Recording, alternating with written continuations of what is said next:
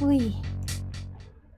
All right, hello everyone, and welcome. Today I got Lycoris with me. How's it going? Posting about Baller, Core, Twig VTuber, Pudis.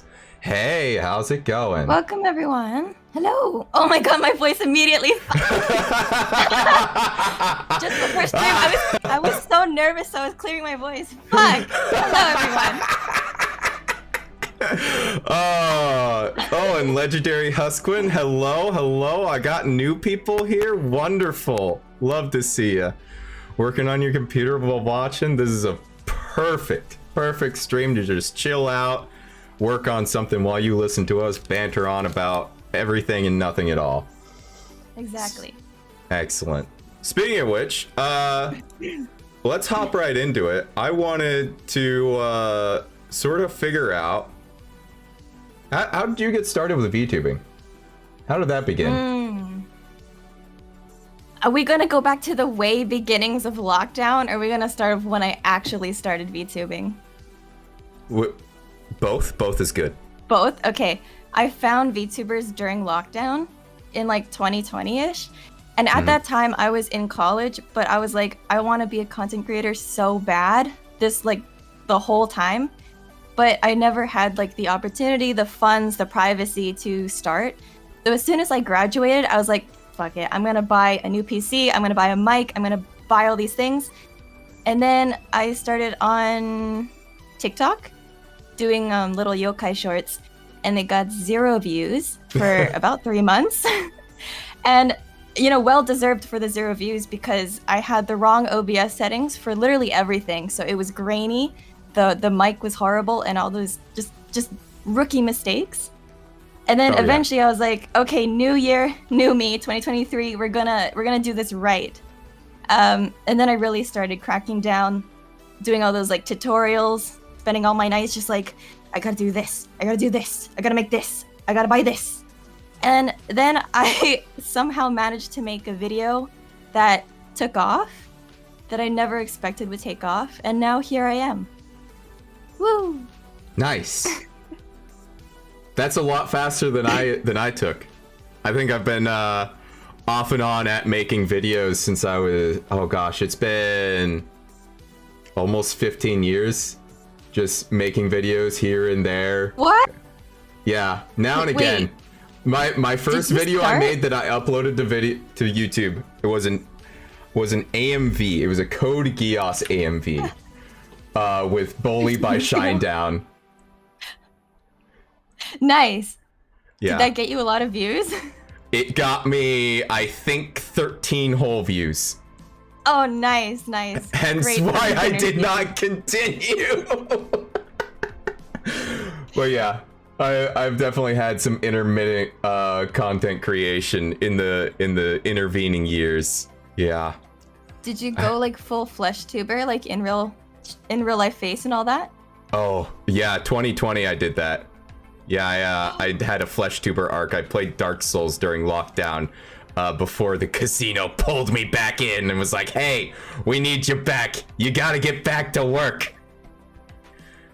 Wait, can we find those videos? Are they still around?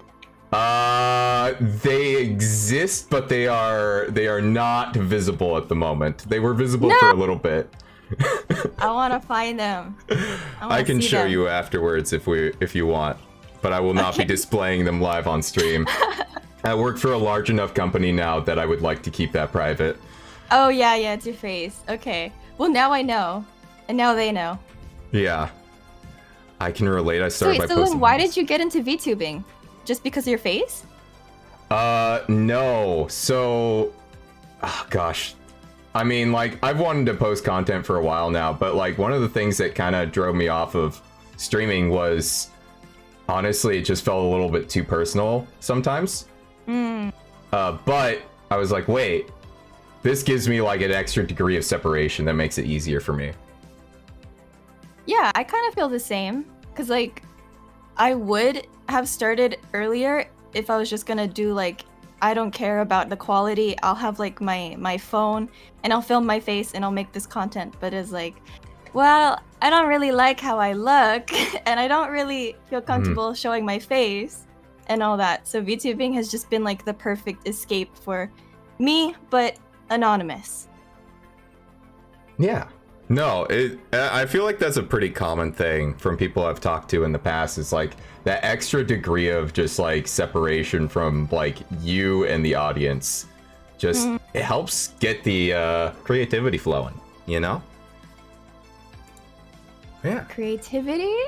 Just like moving my model? As a lot of VTubers tend to start off with. Not to call anyone out.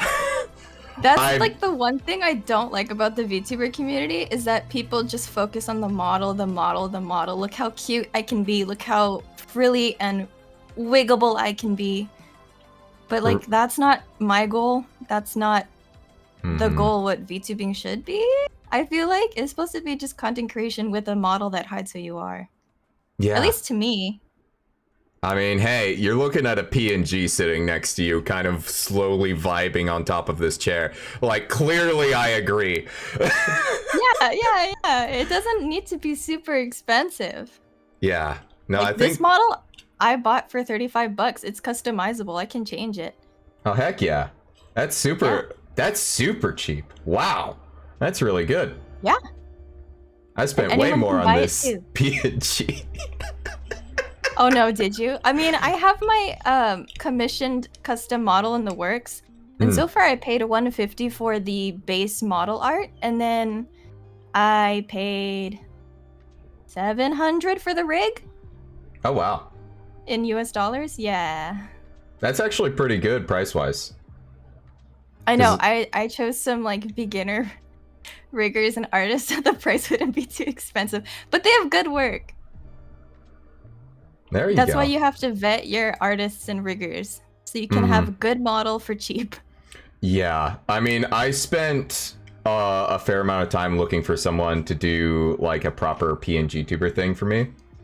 My original reference sheet was from a friend of a friend, and then I went and looked for someone to do a PNG thing for me, and she was a little more.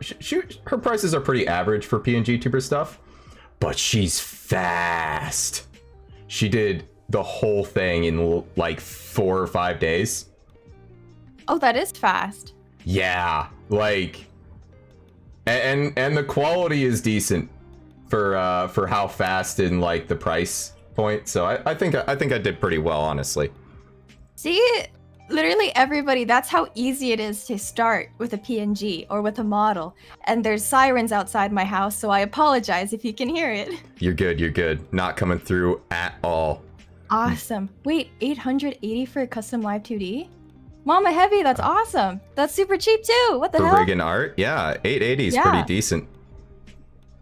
Yeah, for a custom live 2D. But yeah, I mean 35 for like a pre-done live 2D. Yeah, I mean that's just someone mass selling something that they made. That's like, yeah. So that makes sense. Oh, cool.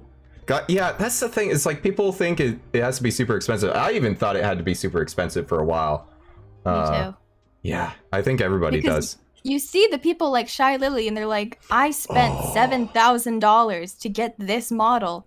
And it's like, at one hand, yeah, that's super impressive. And your model is like one of the top in the entire VTubing industry because of how expressive it is. But the model's not what got her fame to begin with. Like she was using a Vroid model for a long time and she was popping off too. So like people get the wrong sense of quality model and a high expensive model equals immediate success, which is just not the truth. Yeah. But like people don't know that unless they look back at like previous life or previous model. But no one does that. No one cares to research and it makes me angry. Yeah, everybody only watches the most current thing. I think a good example of what really set the precedent for like expensive models was when, because Project Melody hopped onto the scene, and that was kind of like the first like big like VTuber shakeup here in the West, aside from Kizuna Ai. But she was like the first English VTuber that a lot of people ran into, and that for me too. And she came onto the scene. Wait, and is this a self-report? No. So what ended up happening is I was in the I was watching some YouTubers talk about, you know, various things. And so when Project Melody did her Chatterbait debut and like top Chatterbait for like a month, it flooded over into the YouTube commentary, and people were some people were celebrating it, some people weren't. It was a good time. I had my popcorn out. But you know, it's funny that I never heard about Project Melody until I started working on a LewdTuber documentary, and Mama Heavy recommended them. So this is definitely telling on what type of content you watch. At the time, the content I watched was yes, it was a thing. Yes. I think I do remember when she started popping off. I just never looked into it because I don't know, the whole Chatterbait thing, and then Twitter was like kind of new to me at the same time because I used to be a Tumblr gremlin, but then once they like banned a bunch of people and everybody left, I moved with them to Twitter, so I was just minding my own business. Gotcha. But interesting. I did too, Mavernell. It's okay. I remember her debut too. Yeah, a lot of people were confused and angry about it. Yeah, a lot of people. Oh my god, the cam girls were so mad. You know this. Yeah, I was deep into drama YouTube at the time. It was a phase. Deep into specific drama YouTube. Very like I didn't even watch like any niche drama like channels. I was just watching like the big ones, right? It was just like, I don't know, man. It just came out. While you were watching Project Melody drama, I was watching, what was it, Dramageddon? With the beauty guru makeup people? Oh, oh god, I only like heard about that a little bit. Gosh. Oh my god, it was everywhere. I guess that covered up each other's niche content that we were watching at that time. Yeah. No, it leaked over into what I was watching too, but not too much, because I I ended up not watching those videos because I was like, I don't care what beauty creators are doing. I really could not give a shit. I want to see what the weird stuff is going on with. Someone from chat said Charlie introduced me to Project Melody. Charlie made a video on VTubers. Charlie, I need to go look at that. Yeah, Charlie's made a few videos on VTubers.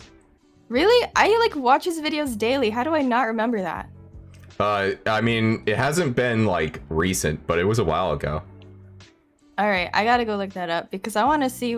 I want to see what he thinks. Yeah, VTubers really don't have a good reputation outside of VTubing.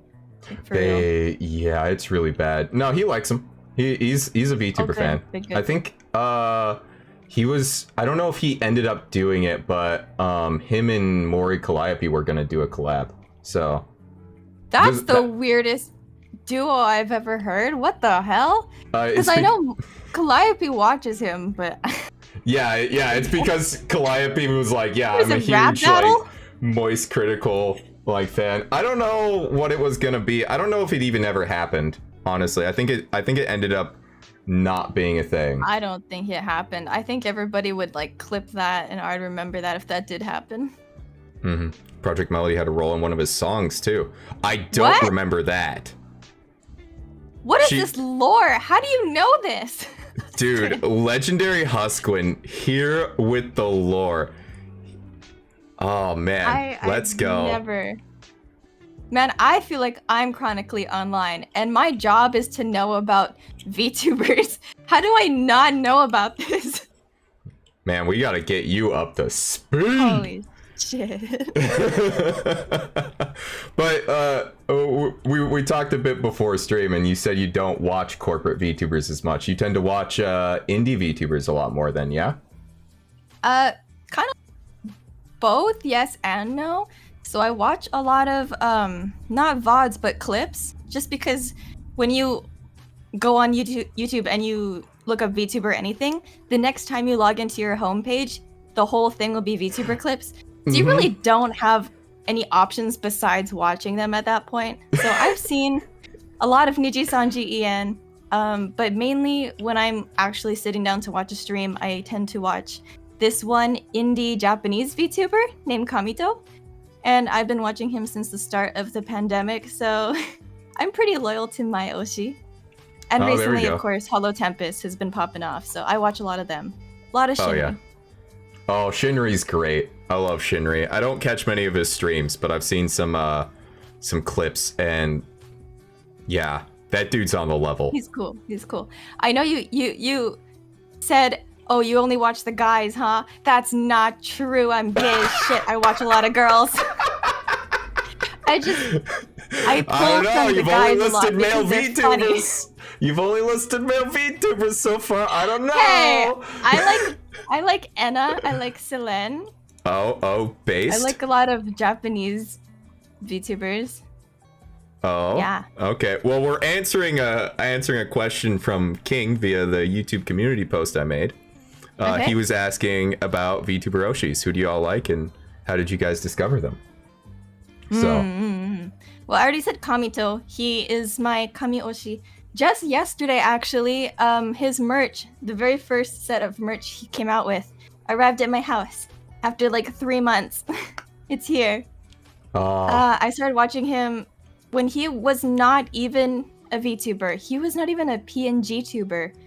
He just had like his little chibi at the bottom of his screen as just like a watermark, and then everything else was just like the apex screen.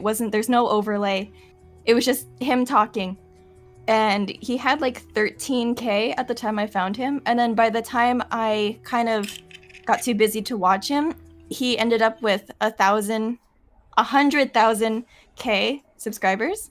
Wow. And then he like debuted as a VTuber. And now he's like hyper popular. Yeah, I know. What the hell? That's awesome. That's the dream right there. I got a lot of my start in VTubers because of him. Like, I used to be in his chat translating to English everything he said because he's Japanese, and there was a lot of international fans at the time. So I got my Japanese practice in for lockdown. I got my interaction with people. I got into the VTubers. That's so cool. But then time zones. Yeah, time zones. Gotta love them. We're dealing with a little bit of that right now. We're at opposite ends of the day. We are. I just woke up. I texted this morning. I was like, I'm awake. And he's like, hello, awake. I am dad. And I was so unfazed. I was just like, hello, dad. You just rolled with it. And that is the best. Like, I was like, okay, either she's going to roll with this or she's just going to type, what the fuck? Like when I called her Lycoris. No. Stupid things. I just get used to it. You said you graduated from college, right? Yes. So I graduated last year in March, and I majored in Japanese with minors in anthropology and English. So basically, all three of those have no job opportunities. Yeah. But now I'm in Japan, so I guess there's that. Yeah. How is Japan, by the way? How do you like it? Oh, it's so nice. I mean, winter just happened, and I'm from Hawaii. We don't have seasons. So winter was disgusting. It was so bad. I was frozen all the time, indoors with the AC on. I was cold. But now it's spring, so it's getting a little bit warmer. And the sakura just happened. Like the whole cherry blossoms. They only exist for like 2 weeks and then they're gone. Like there's 2 trees outside my house, and this whole time I just thought they were like maple leaves or something like that. They're sakura. And they only appeared to be sakura for 2 weeks in the whole year. But yeah, Japan's awesome. I love it. Nice. Except for the time zones. Yeah, no, for real. That I feel like that probably causes some issues for you trying to collab with people and talk with them. Are and you whatnot. an EST? Is that why? No, I'm a PST. Okay, yeah. Yeah, we're not quite all the way at opposite ends of the day, but we're pretty close. I know. I think I'm 5 hours behind Hawaii, which means that I'm 8 hours behind you? Question mark? You're actually ahead of me. I know, I'm a day ahead, but a couple hours behind, right? Yeah, because it's 6:22 p.m. for me right now. Yeah, fuck that. I would not. It's 10 a.m. for me. The only Japan time zone I managed to get is with Lycoris. Yeah, I know everybody who's in America has a really hard time catching me live, and that's why whenever I make the videos where I ask for collaborations, like the interviews I used to do live, now I can't, because it's either way too late in the night for them, or I just come back from work and I don't have time in the day to set up an interview during like a weekday.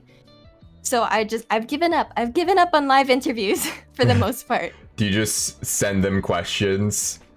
I do. I send them like 10 questions and exact rules for how to respond and how to like set up their OBS. And it's kind of worked, but at the same time, people flourish by having direct contact and live interaction. So I can continuously pull better answers from them when I'm live on Discord.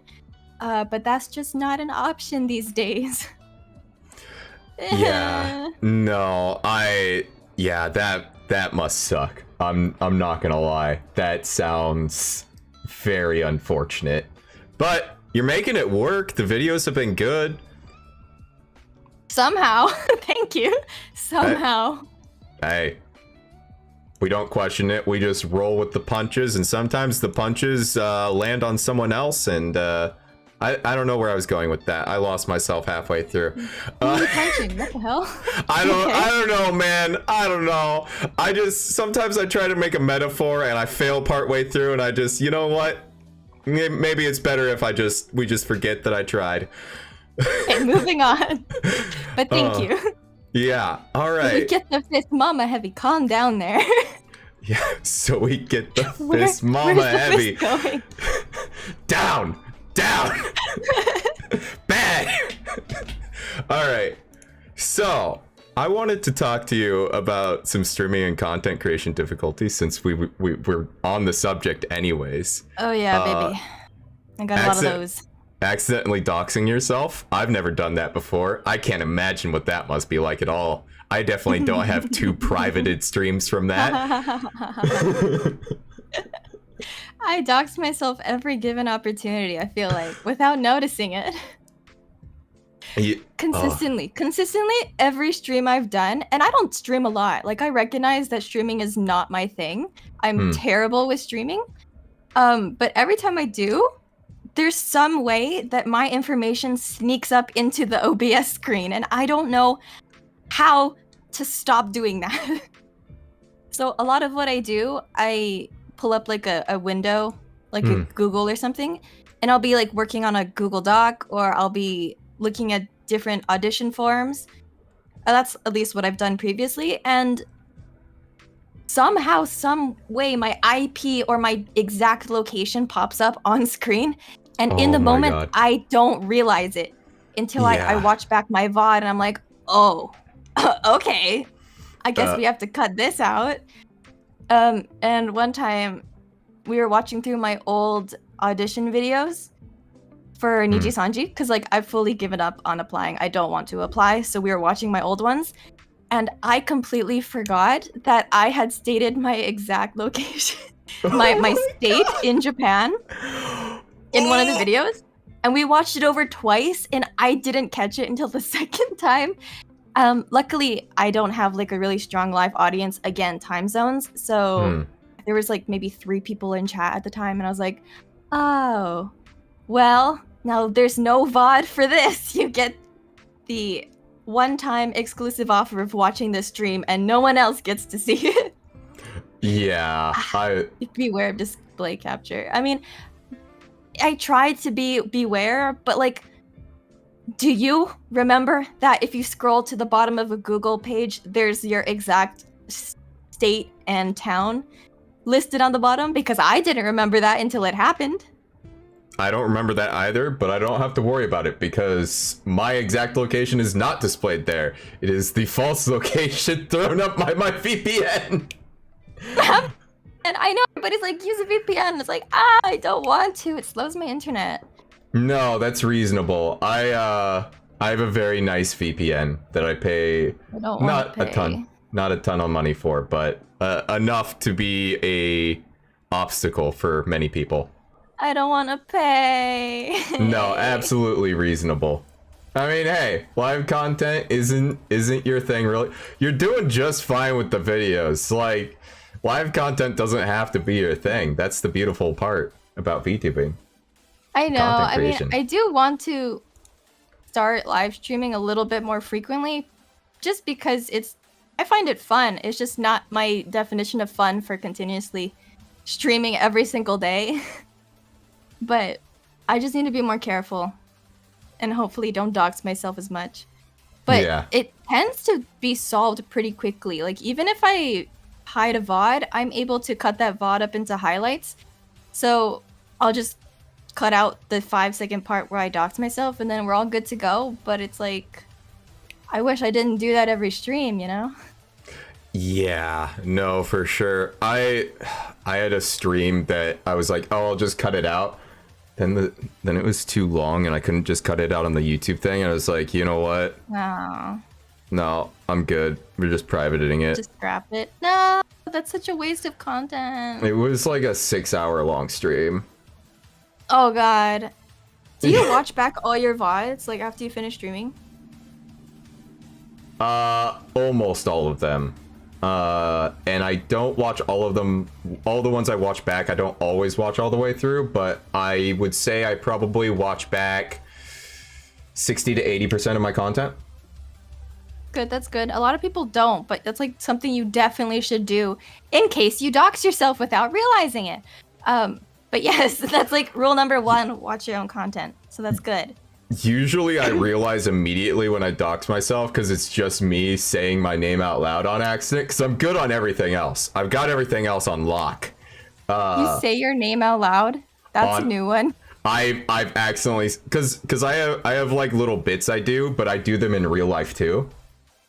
As like jokes. Because a lot of my humor is stuff that I just do in conversation with people anyways. So I'll do a bit, and normally I'll have my name in the bit because I'll be referring to myself in third person as a joke, right? And then I'll say my actual name instead of Mavernell. Oh, and it ruins the whole bit too. It ruins the whole bit. It ruins the stream potentially, because now I gotta pull down the whole stream for at least a little bit. It's just like, ah.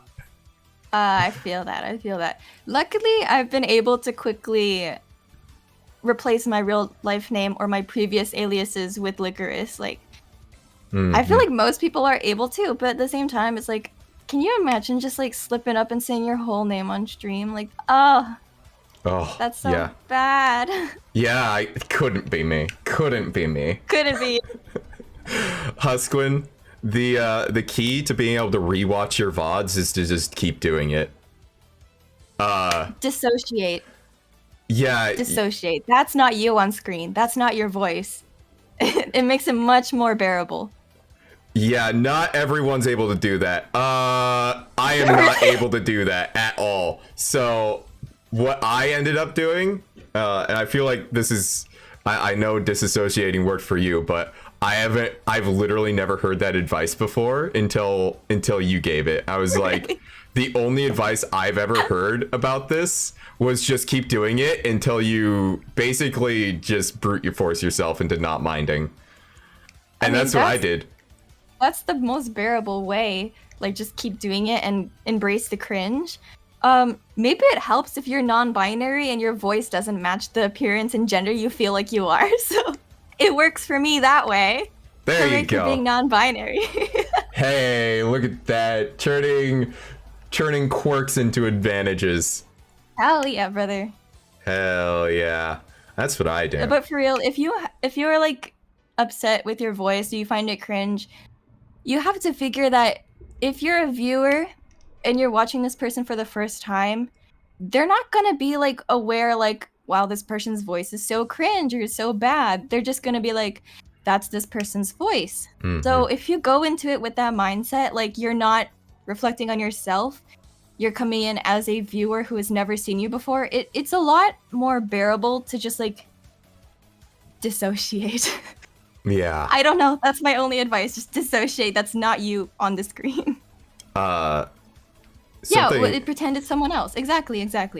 Yeah, there you go.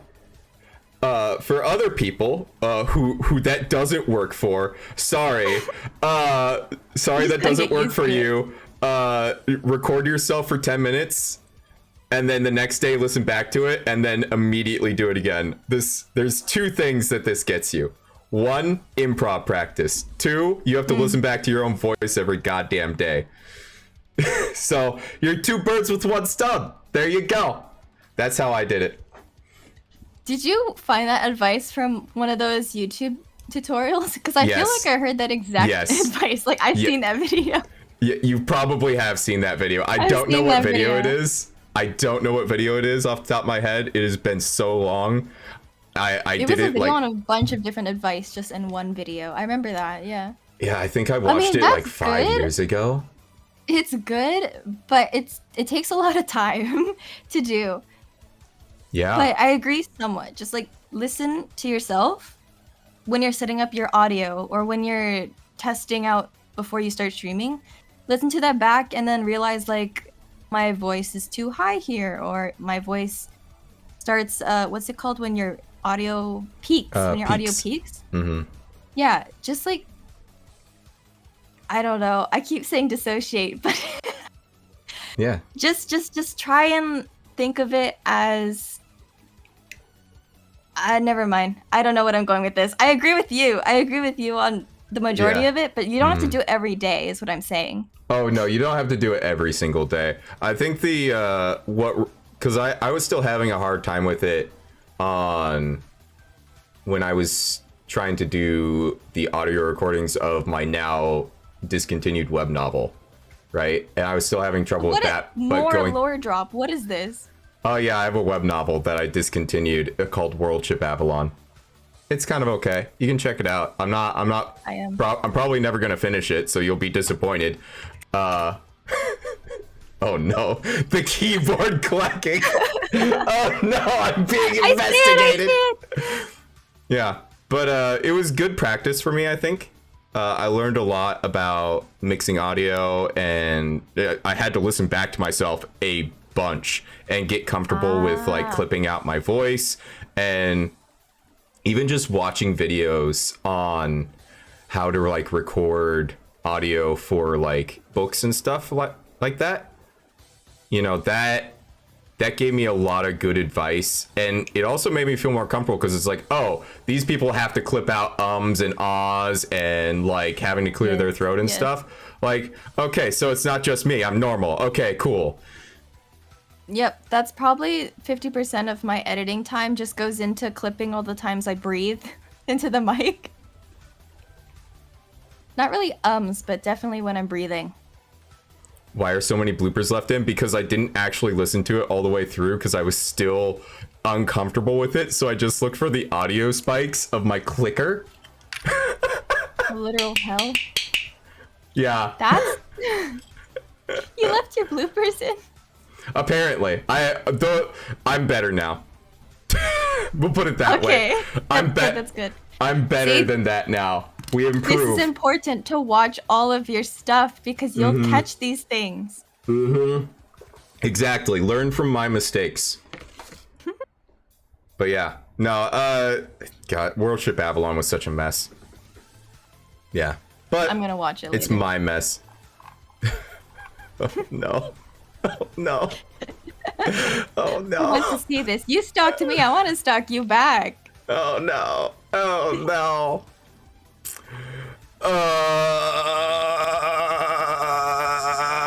Okay, moving on. And your in real life video, that too. Oh gosh, yeah, I'll have to actually actively show that to you. That's gonna be. It's a good clip though. There's a question in chat. Oh, what's the question? How do you edit down VODs into digestible bits? Oh God. That's a hard one. Well, usually it comes with rewatching your entire VOD. So what I do is I'll be at my desk and I'll be playing Genshin, or I'll be doing something while the VOD is playing in the background, and I'll be listening to it. And then when I catch something funny, or when I go off on a tangent for a very specific topic, I will go into the Twitch editor and highlight or clip it. And then later I will download those clips. And then from there you can throw it into DaVinci or whatever Sony Vegas thing you have. And then you can make it into a short or a YouTube video or anything like that. So it requires a lot of time off screen. Mav doesn't use DaVinci though. Yeah. You don't use DaVinci? I use Kden Live. It's What the hell is that? It's developed by the folks over at KDE who do one of the biggest desktop environments for Linux. It's closer to Sony Vegas than it is to DaVinci or Premiere. But it's... I've never heard of it. I've never heard of people using a Linux either. Yeah, Are you on a Linux right now? Yeah. I stream call it here. I stream a game exclusively on Linux. Yeah.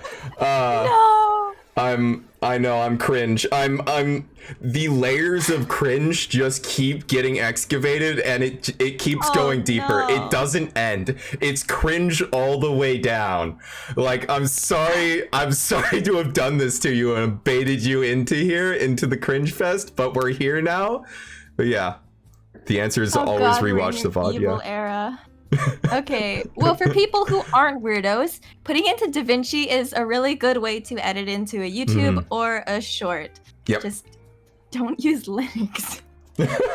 Hey, by the way, DaVinci has a Linux native version, so you can totally use DaVinci on Linux too. No! It's fine. The folks over at DaVinci love Linux, actually. A lot of them code DaVinci in Linux, by the way. Okay. Anyways, that's my Linux bit. Okay, I'm done now. I've never seen people use Linux unless they're like in Silicon Valley or they're working in like a company. Pretty much everybody I know uses Windows. Yeah, I used Windows for a long time. I only switched when the Windows 11 announcement happened. I looked at the features for Windows 11. I was like, oh, so I don't get to own my machine anymore if I install this. Bye. Yeah, I'm still Windows 10. I'm never gonna upgrade. You're gonna have to eventually, but yeah. No. You're skipping right to Windows 12, or I'm gonna go back to the HP. What is it? Windows HP 1998 or whatever. I'm going back to that version. Oh my god, all the way back to XP. Exactly, God, that one. XP. XP was so good. It was 7 was better, but I spent so much time on XP. My dad still uses XP, so I actually unironically want it. Oh no, I like it. He should not be using that. Oh no, so much stuff just doesn't work on XP. I know. He's an audio engineer too, so like he needs things to work. What? He's an audio engineer and he's still using XP? How is anything functioning? It's called a boomer. Oh my god. It's alright. He's existing somehow. You know what? Whatever works for him. I'm not gonna question it. But yeah, I mean, my video clipping process is pretty much the same though. I watch stuff back at 2 times speed. If I hear something funny, I snip it out and we're good to go. I do have to download everything though, because I'm not watching it back on YouTube. Yeah.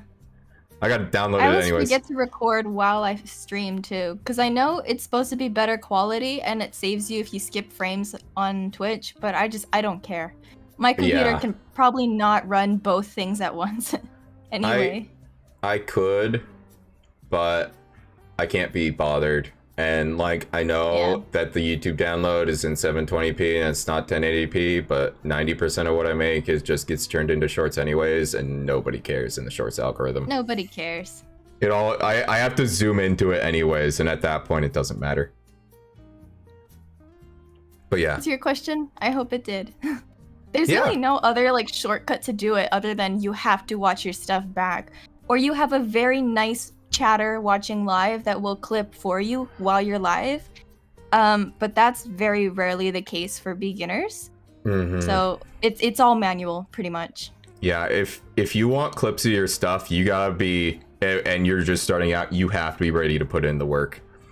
I would argue that it's probably easier to just make original content instead in some ways. Or it's less, maybe not easier. No, easier is the wrong word. It takes the same amount of time regardless of what you do, because if you're making pre-recorded content, you're taking hours or days beforehand, scripting, editing, getting all the B-reel and all that. So it takes the same amount of time pretty much. It's just with live streaming, you can hit 2 different audiences at once. You can grow on 2 different platforms. But again, it's how comfortable you are with listening to the cringe or the silence for 10 minutes at a time before you figure out what's a good clip or not. Yeah, no, for sure. Now you also get to realize that your stream of conscious like self is completely unhinged. For real. It's for real. The things I've said on stream that I'm like, wait, I just said this yesterday. I don't remember saying this. What the fuck just came out of my mouth? Yeah, sometimes it'll even be like 2 hours after stream and I'm listening back. It's like, did I say this? Oh, I never listen back same day. Always next day. I do. Or like days later. I fall asleep to my own VODs sometimes. Damn. Is this narcissism? Is this narcissism? The like man pointing at the butterfly meme? Oh man. Yes. Because sometimes like I need white noise when I go to sleep, and usually that comes in the form of video essays because they're like 30 minutes long, so I don't have to worry about changing videos. And I usually listen to only people that I know their voice of, so a lot of the creators I listen to when I'm awake. And somehow, I have just sort of fit myself into that category, so I watch my own VODs. There you go. It works somehow. Maybe that helps desensitize yourself to your voice, too. Be a narcissist. Yeah, speaking of narcissism, I've looped around from thinking my voice is cringe to actually kind of liking it. Pog, there you go. Yeah, I don't know if I've looped around to being a narcissist or if this is just what happens after time, but Yeah. I mean, you do have a good voice. I Ah, like it. shucks, thank you. I mean, people have said they like my voice, but I don't care for Yeah. it particularly. But as long as I know it's not annoying to people, then it works for me. No, your voice is excellent. Quite excellent. Let's go. You've got like sassy secretary vibes. Could you have said anything else? Sorry. Thank you, I'm a secretary now. No, sorry. The reason why I say that is because you sound almost exactly like someone I knew who was a secretary, and holy moly, every time I talk to her, non-stop sass. Good and good fun, right? Like good-natured, but yeah. Yeah. I sound somewhat average, but clear, perhaps feminine. I don't think that's any better than a secretary. Core But tribe. thank you. It was definitely an attempt to be a compliment, and I'll take it. Thank you. Yeah, that's the other thing. Part of why I've become to like my voice is that people actively compliment it on stream now and again. Like, oh, you have a nice voice. It's like, oh, thank you. And it's sort of I've sort of gaslit myself into liking my own voice, partially because of that. Yeah, I mean, you don't have to have a really amazing Vox Akuma or Hex Haywire style voice. Oh, yeah. If you can handle it, do it. But like, I probably could never pull off like an Enna or a very high cutesy lowly voice either. Like, that's just not something I would attempt to do. Even though I like voice acting, I can't maintain that at all. Yeah, like I can do like a Vox Akuma or Hex Haywire for like a little bit. Do it. Do it. This is for views. Do it. What, you mean like this? Sorry, one more. It takes a little bit. It takes a little bit. You mean like this? Oh, I can't do it today. What the hell? So it's easier for me to do in the morning. Oh yeah, everybody. But I mean, when you heard me this morning, I had just rolled out of bed, so my voice is a little bit husky. But I don't know. I don't know if I could do a low voice either. But the thing is, you have to like eat your mic if you're going to go with that voice. Yeah, you gotta be right up close to it like this. Right there. Straight up next to your mic with the deep growl. Get a little bit of vocal fry in there. Really Wait, just get into you it. sound like cryotic. You sound like Cry. Wait, who? That old VTuber, or no, not VTuber, YouTuber from a long time ago. He was in the rise with like PewDiePie and Markiplier. Oh! He got canceled for shit. Like, he got canceled. Like, he's really a Yeah. bad person. But you sound exactly like him when you do that. I'm not gonna lie, I forgot about him because I only knew about him from the drama. Yeah. The chain smoker waking up in the morning voice. Let's go, Pog! I don't know if I can do a voice. I'm bad at voices. Yeah, that's actually a skill I'm pretty proud of, is I can flex my voice pretty well from the years of being a game master, so... You play D&D? Yeah. Well, I don't play D&D. I play tabletop RPGs that are around D&D. No, yeah, I know. My sister's like super huge into tabletop stuff. Heck yeah. Let's go. Yeah, mostly Pathfinder over here, but I want to play more Call of Cthulhu. Such a good system. I think I've heard about that one. There's a game that one of my friends were playing, Vampire Masquerade. One of those. You have to be like a really bad person. Yeah. No, like nobody is a good person in that game. Yeah. Cuz like you're either playing like a vampire or a werewolf or some other monster that literally murders humans all the time. Yeah. My type of game. Heck no, that yeah. was definitely like college party, you're drunk and you're playing it type of vibes. Oh, heck yeah. No, oh gosh, I miss being in a college town and playing D&D with that's when I ran my first D&D game, and it was actually D&D 3.5. I ran when I was living in a college town. This was after I dropped out of college. Okay, you weren't even a student. You were just there.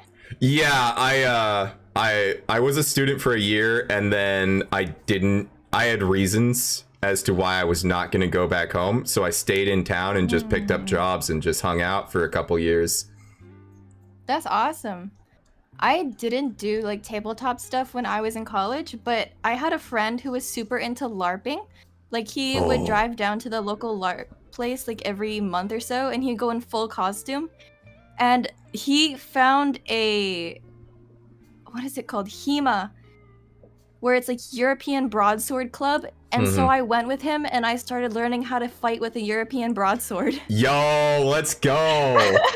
Hey, if you can fight with a broadsword, you can fight with a katana. Pretty much. I mean, I joined the Kyudo club, which is like Japanese archery. So I like actively do that now. Oh, wow. But there is a kendo club that I'm thinking about joining because like I have the equipment for it. Oh, there's the train. But I just don't have time with all the stuff. But like, no, for real. This is the quintessential. While you played D&D, I studied the blade. Like I have actually studied the blade. Oh my god, 10 out of 10. Yeah, there's a commune down south of me that's huge into the LARPing stuff, but they're weird. I don't talk to them anymore because it was drama this, and it was just, I mean, it's one of those free love things where everybody's sleeping with everybody. You know, out in the middle of nowhere, you know, living off their own food and stuff, and also LARPing. So that's weird. That's odd. Yeah, I mean. I live in a very liberal area, and some people are a little extra Too liberal. Yeah. Got it. So yeah. No, definitely a lot of interesting folks. Are you in California? Wait, is this too much information? No, I've stated which state I live in. I'm in Western Washington. Oh, that's right. I think I talked to you about this. Well, I went to college in California, and there was like a ton of LARPing places up and down like NorCal, SouthCal. So I was wondering if that was like one of them, but I guess different state, maybe not. No, definitely not. This commune exists in Washington. It did exist in Washington. Given the state they were in when I last talked to them, it might not be there anymore. That's very fair. Very fair. I think lockdown and COVID kind of just like broke up all the LARPing spots anyway. Oh yeah, COVID killed a lot of stuff, including my love of working in restaurants. Oh, but yeah. We took LARPing into the VTube sphere, so all the LARPers just became VTubers. Kind of, honestly. That's exactly what happened, honestly. Like, yeah, just 2020 in VTubing. Name a more like close combo than that. Me and getting fat. Oh, okay. I gained my weight before 2020 hit. But that was because I switched casinos and restaurants, and all the older Filipino women I worked with were feeding me all the time. And I was eating duck every day. Oh, God, I miss that restaurant. Filipino food is so good. This morning I actually cooked sinigang. Oh. Oh yeah, I love sinigang. It's so good. That's like a sour soup. It's very good. Oh God. Speaking of sour soups, we had a hot and sour soup at that restaurant, and it was really good. Like, oh, I love it. I love it. I still make it sometimes because I mean, I have all the recipes because I memorized all of them. So, man, the food at your house must be so fucking fire. You're an actual chef. Invite me over sometime. I am sick of cooking for myself. I start my day with 3 corn dogs. That's what I love to hear. Give me some. Yeah, no, so I have issues in the morning being able to keep food down. So I either don't eat or it's like corn dogs or like breakfast burritos or some other just like garbage, you know. For whatever reason, Sounds frozen great. food doesn't kill me, but when I do cook for myself, it's pretty good usually. I have like This entire 20 different sauces.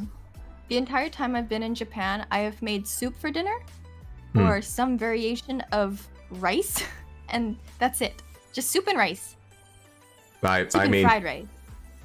yeah, I hate to break it to you, but most of what I eat is rice with sauteed veggies and meat. Like, because it's easy. That I is know how to prepare More it. than Like, what I do. I can prepare it like a couple hundred different ways just with what I have on hand. So, You are making me hungry. I don't apologize. Now I want a corn Tofu. dog, but they don't exist in Japan. Yeah, dude, there's so many things in Japan that just don't exist. Or they do exist, but in very strange or neutered forms. They don't exist. They just straight up don't exist. I have the things you would expect in a supermarket in like America. When you go to Japan supermarket, there's like half the selection of anything. You get the basics, you get your dairy, and you get your bread and all that. But like cereal, I have not been able to find a store that sells cereal. Huh, Cereal of all things. I can't find it. that's fair. I mean, I don't eat cereal anyway, so I wouldn't even miss it, but interesting. Well, I wanted to make Rice Krispie treats from my high school, but I couldn't, so I guess I'll fuck myself then. I don't know. Yeah, I guess, yeah, get fucked, I guess. I don't know. No Rice Krispies for Rice Krispie treats? Truly tragic. It's just marshmallows. Yeah. That's not the worst. Okay, actually, I don't like eating just straight marshmallows, come to think of it. I had a whole snack rating stream where I condemned marshmallows, so I shouldn't say I like marshmallows. Do you like the Lucky Charms marshmallows? Lucky Charms marshmallows are pretty good, but again, they're still pretty good. marshmallows, so they like dry out my mouth and then give me a headache. Wait, you rated gummies as an F? Yes. We have to. Okay, stream canceled. We're going. Linux and you rated gummies as an F. I can't talk to you anymore. So This is okay, getting no, too there's a political. reason, okay? I have a valid reason, okay? Okay, what? Gummies give me a headache. How the fuck do gummies give you a headache? I don't know why. I do not understand the mechanics behind it. All I know is if I eat like, 10, 12 gummies, I start getting a headache. This is racism against gummies. The only exception to this is Swedish fish. How? What? I don't. What? Don't ask me why. I don't know why. All I know is that it's a thing. Okay? Like I'm not trying to be like racist against gummies or whatever the hell, right? Like it's just look, I'm built different, not better. Okay, get a better jaw for real. Ugh. As the chef, you should be able to eat everything and enjoy it. That's what chefs do. That's your job. I can eat almost everything and enjoy it. It's just and like to be fair, I like the taste of gummies. They give me a headache if I eat more than a few of them. Like I have literally vitamin gummies next to me. Like I do eat gummies on the daily because it's better than having the pills that make me actually puke. You can't tell, but I am like bombastic side-eyeing you right now. My model has eyes closed, but I'm side-eyeing you. What is wrong with this man? What is going on here? Oh. Had no Rank E-rank because is it's untraditional. Yeah. You deserve Screw to be E-rank. ranked E. E. God. Oh man. Whew. I Okay. have to watch that stream too then, just so I can comment on how shit your takes are. Oof. Yeah. Good luck with that. I think it was 4.5 Factually hours. false. I'll watch it. That was actually painful. Like how long that was. I was exhausted. Like Rank. Did you like eat them at the same time you were ranking them? Oh God, no. That would have cost money. Oh, okay. So you're doing it off of just the idea of it? That's not a factual opinion. You have to redo it. You have to redo the exact 4 hours, but you're eating it this time. No, that would probably be like content. an 8-hour stream. That would probably cost me like $500. Where am I gonna put all those snacks? Like, what the fuck? No. He gets it. They get it. They get it. You're stereotyping. You cannot turn my chat against me. They're already against me all the time. Racism right here. I'm being attacked on all sides. What is this? With your fucking Linux computer. Okay. Look, it's not just one. I have 3. Good. You have to put him in his place. What the fuck was that stream? That was worthless content if you didn't try it. Worthless content. I'm sorry. My name's Lycoris Banashi, and I come on other people's stream and call their content worthless. You have to eat it for science. You have to. You can't just have like a control without having a test. If it makes you feel any better, I only rated things that I have personally eaten before. Still not enough. I mean, Still not enough. Lycoris has taken over the channel. Good, as it should be.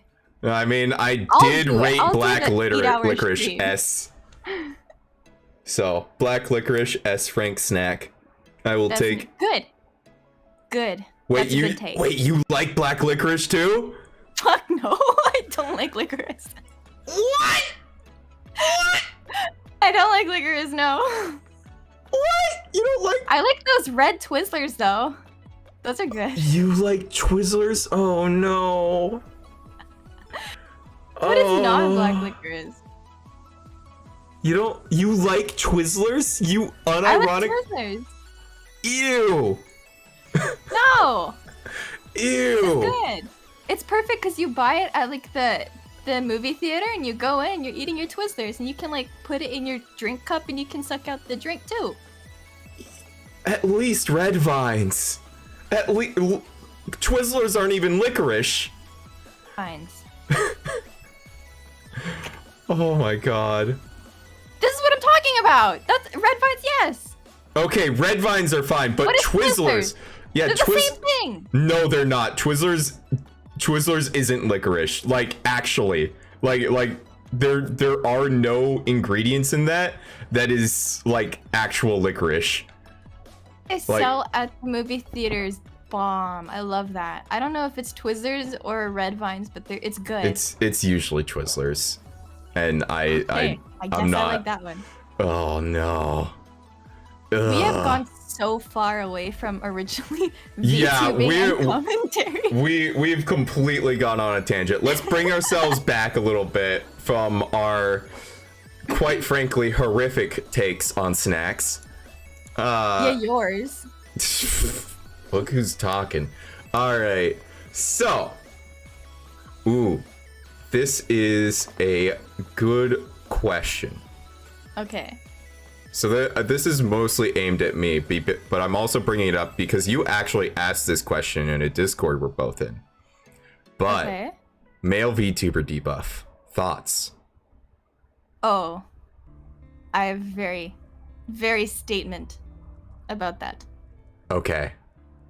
Oh, for people who don't know, sorry, before you go in, for people who don't know, there is a thing in VTubing circles where male VTubers believe that they are at a disadvantage to female VTubers because female VTubers are cuter, and they just like generally get more viewers than male VTubers on the average. All right, now continue. Okay, I have the most hot take of this that I've seen, especially on Twitter, where that rhetoric is spread a lot by a bunch of different people that male VTubers have it harder, they're not growing enough, people don't want to watch them, they're not in the market and all that. I don't think that's the case. I don't think that's true. At least post Luxium. Before Luxium, that probably held more truth because there was no corpo male VTubers that really hit it big in the Western market. But now we have Niji Sanji with Luxium popping off. They are all at 1 million. And it's not just the deep voice sexy dudes that play into boyfriend experience. We have like Shu and Ike who are very like separated from what Vox does. Mista too. Like you don't have to be a LewTuber. You don't have to be parasocial to be a male VTuber and popular. And then we have like Shoto, we have Sens, we have I can't list them off the top of my head, but Kenji, and like there's so many indies as well that are popping off as males who aren't catering to a parasocial audience. So what's happened in the 2022, I guess 2022, is male VTubers had it rough. That was factually more true. But as we're heading into 2023 and in the future, I don't think you can continuously make that statement in good conscience without taking in the other factors of if you're a male VTuber, why aren't you growing? And it's not gendered. The reason you're not growing is not a gendered issue. Okay. Do you want to cut in or shall I just like keep going? Oh, so I have a hotter take. Go. I don't think there was ever a problem. I think the problem pre-Luxium was no one was trying it. And then post-Luxium, there's even less excuse because, well, now we have a lot of people who are doing well in the corpo sphere, but a bunch of dudes are doing really well outside of that. And outside of VTubing, most successful streamers are dudes. Like exactly. Let's broaden it. Most successful content creators are dudes. Yes. 100%. Now, that being said, that gap is like being closed, especially since most VTubers are women and a lot of women are more comfortable being VTubers. A lot of currently popular VTubers started off as face cam streamers who have switched over because they're just more comfortable with it. But I don't think it was ever an issue. I genuinely think it's like mostly just a victim complex and people being uninteresting and not talking to their chats. Yes, so I want to talk about that aspect a little bit. So there are certain aspects that you can really narrow down for VTubers in specific of what makes people stay around. And what a lot of people tend to do is look at first what their VTuber model looks like. And there's a lot of people that are usually cis males who have said, well, they see my model and they're not interested, and then they click away to look at big booba, big, boing boing girl models. But I don't think that's exactly the case, because if you know anything about K-pop and how fucking insane girl fans are for their male K-pop idols, it's factually not true that hot male models don't sell. What I think is happening is that if you're in Vroid, or if you're just making your own custom model, but you don't care about aesthetics, as usually a lot of cis males don't, they tend to just do hoodies and... Are you looking at K-pop now? I'm absolutely have it up on stream right now. Yeah. There's hoodies, and that's it. A lot of male VTubers, especially in Vroid, just have hoodies, plain hoodies, and maybe one streak of color in their black hair, and that's like it. But there's so much you can do to have a masculine and cool looking model, and just like people don't put in the effort, or they don't commission a really sexy model, and that's just one aspect. And then the next aspect is, like you said, interacting with chat and just like talking on stream. That's not even a gendered problem either, because I have seen many female or non-binary or trans creators who are starting off who just don't know what to say on stream, and they'll just quietly play their game, and no one's in chat, so they have no incentive to talk, I feel like. But because there is a more pull towards a cuter model, there's more people who come into chat, there's more people who follow their Twitter, and so they kind of get a boost that way. But in the end, it's still the same content regardless if you are a male or female who doesn't have that much riz, as the kids say. Yeah. No charisma on stream. So oh, yeah, go on. Go ahead. Sorry. Okay, I lost my train of thought. But there's like a million reasons why you're not popping off, and your gender is really not going to be that big of a factor in the entirety. Maybe it's an issue with aesthetics, maybe it's an issue with how confident you are on stream, maybe it's the stylish stream, because if you're only playing video games that everybody else is playing, why would a new viewer want to watch and sit in your stream when they know XQC is playing that game, when they know Ludwig is playing that game, when they know literally any other VTuber that they know would give them a good watching experience is playing that game? Why would they watch yours? That's my take. No, for sure. Those are all excellent points. And like, that's the thing is like, if you, okay, I'm gonna cap it off with a little bit of advice, because this is stuff that I did as a male VTuber with no viewers and nobody to chat to in chat, right? I just said random shit a lot, like and even just saying what I'm doing, like, oh, I'm gonna go over here, oh, I'm gonna look at this, oh, I'm gonna go look at that, oh, this is kind of cool, oh my god, look at that, that's so pretty, and just talk about the game. There's literally a piece of media in front of you that you can live review. Yeah. If you want an example of somebody talking to absolutely no one for several hours, I have an entire like 3 live streams of me playing Stray to absolutely 0 people. And me too. My first couple streams on Genshin, nobody was watching. I was just saying random shit. But the point with that is you're making your live stream talking to no one, but then you're supposed to download the VOD, edit it, clip it, and post it onto TikTok or YouTube Shorts or YouTube. So there's actual eyes that will continuously cycle in to watch that. Realize, hey, this guy's kind of funny. Let me go check out his live stream. Oh, ooh, I hit my mic. Oh, his live right now. Let's watch. Let's say hi. Like the point is to live stream to 0 people, turn that content into timeless content on a different platform, and then go back to live streaming. Yeah. But not a lot of people do that. Not a lot of people put in the effort to do that. They see 0 followers, 0 subscribers, 0 live viewers, and they go like, okay, I'm a failure. I can't do live streaming. I'm graduating. And that's just not how VTubing and entertainment and competition works. No, for sure. And that's another thing I'll say. I think most of my regulars are from me playing Hollow Knight, which I gained a couple people from that live.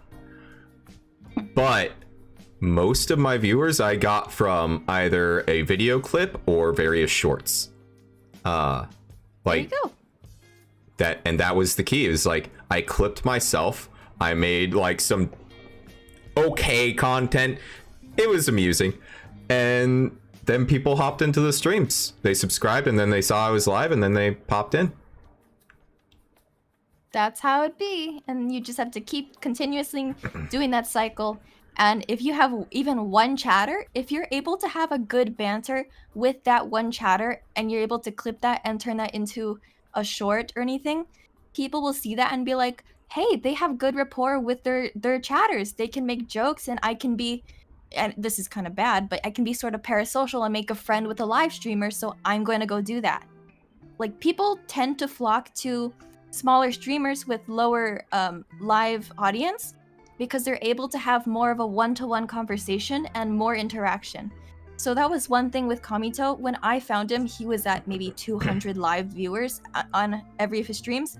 And the majority of people talking, there was like 10 people out of the 200 that were talking, and I was one of them. So he would read my comments out loud on stream and he would respond, and I felt more incentive to stay in chat and talk. So if you're able to push that type of content out, more people will find the incentive to actually want to make a connection with you. As parasocial as that may sound, it works for growing. But once you get too big, and of course you start getting into the Hex Haywire and Vox Akuma stuff, then parasociality gets more negative. Yeah. But when you're small, it's okay to make friends with viewers. It's okay to make friends with your commenters, your chatters, people who subscribe to you, people who follow you on Twitter. It's totally okay because you're not making it a job, and before you even get monetized, you're not even making money off of them. So it's totally fine to do that. No, absolutely. And a lot of my viewers, like, we're like, I know them. I know some of the things that are going on in their lives, you know? Like, it's a thing. Like, there is definitely like, hey, I'm the streamer, y'all are here to watch me vibe. But, you know, I feel like I've set that boundary pretty well. And that's the other thing, is like, you just have to know where to set your boundaries, right? Exactly. And you get people like Cyanic who like bully you and have the exact same opinions as me that can bully you on stream. It works out great. I'm not just here to be a punching bag. Come on. Oh, okay. Sorry. This question came from King via YouTube community post, by the way. And he has another question for us. He had 3 in total, two of which we've answered so far. The last one he has is, there are a good number of VTubers who begin with the intention of joining a big corporation. There are many cons of joining a large corp, such as loss of creative control, contractual, blah, blah, blah, blah, blah. Leads me to believe that not everyone and their content is cut out to be in a corpo. In each of your opinions, what kind of VTuber content is fitting to join a talent agency versus remaining indie? Oh boy. That's a loaded question. That's a loaded question. I have some words for this. Yeah. So there is a good example of what does not make good corporate content in the form of a recently graduated VTuber. She was part of Niji Sanji.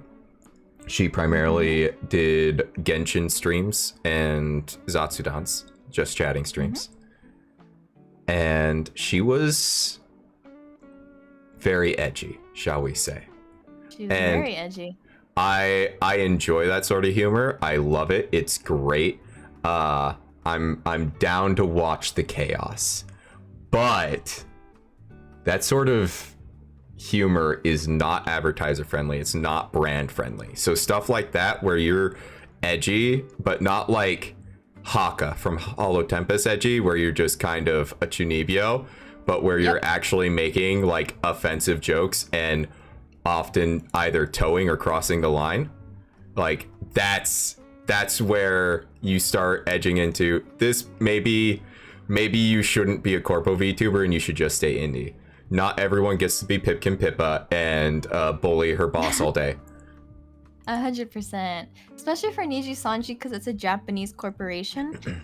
As much as they're pulling into the Western market and trying to use like the Western style of streaming, which has gone into like not safe for work territory and making crass jokes, there's still a limit to how Twitter and Twitch cringe you are allowed to be on stream, because a lot of your fan base are anime and VTuber fans, and a lot of them are LGBTQ, and they're a lot more liberal in that sense, more open-minded, and I don't want to say SJW, but they have a little bit more of that mindset compared to people who watch XQC or Aiden Ross or people like that. Like, that level of humor is not fit for the right time and place and company. I agree. Yeah. Unless you're Pipkin Pippa. Pippa gets away with it because she's the leading VTuber for her agency. Exactly. She built FaZe Connect, so she gets to do what she wants within limits. I imagine there are some things she doesn't get to do, but like she she gets to get away with more because she is the biggest fish in her pond. So 100%. I also think that's why Rin Penrose is allowed to divulge more into the VTuber behind the scenes and audition process thing, because she's one of the biggest in Idol Corp too. And they all realize that talking about potential VTubers and auditions gets a lot of views. I mean, that's why I do it. That's why some of the people in my community do it. It gets you a lot of fame, like, instantly. So it's you have to remember that the industry, the corpos, are in it for the money. They're capitalist entities. So you can sort of get rid of some setbacks of like ethics and morals to get more money. But if you are like the Niji Sanji graduate that shall not be named, that was intentionally ruining the market. Like, she was losing followers, losing support, and it was not giving her any financial success by doing the things she was doing, which was why they axed her, on top of whatever they listed in their official statement. But yeah, there was a lot of behind the scenes stuff too. Yes. She was That's the type of content you need to avoid. Just things that will make the company brand, reputation, lose ad sponsorships. If any of that goes down because of you, you are dispensable. Especially Niji Sanji. They get new people like every other week. Like, you are not someone they need in their company. I mean, they did an audition set in January and then did another one in March. Oh yeah. I have a lot to say about that too. Oh, do you want to go off? Go for it. I think that people are realizing in 2023 that you do not need to be a corporal VTuber to be a VTuber and to be a successful VTuber. So the bubble is bursting, and if we know anything about the way Niji Sanji handles their talents, aka they're not managing their talents very well, they're not giving them a lot of financial backing, especially the Korean and Indonesian side. There's less and less incentive to actually want to join if you are already established creator in the space. That's why they're getting a lot of lesser, I don't want to say lesser, but newer content creators, or not even content creators, applying. So the people that they're accepting into the interview stage, accepting into the final contract signing stage, they are not as successful and probably not going to do the best for the future waves.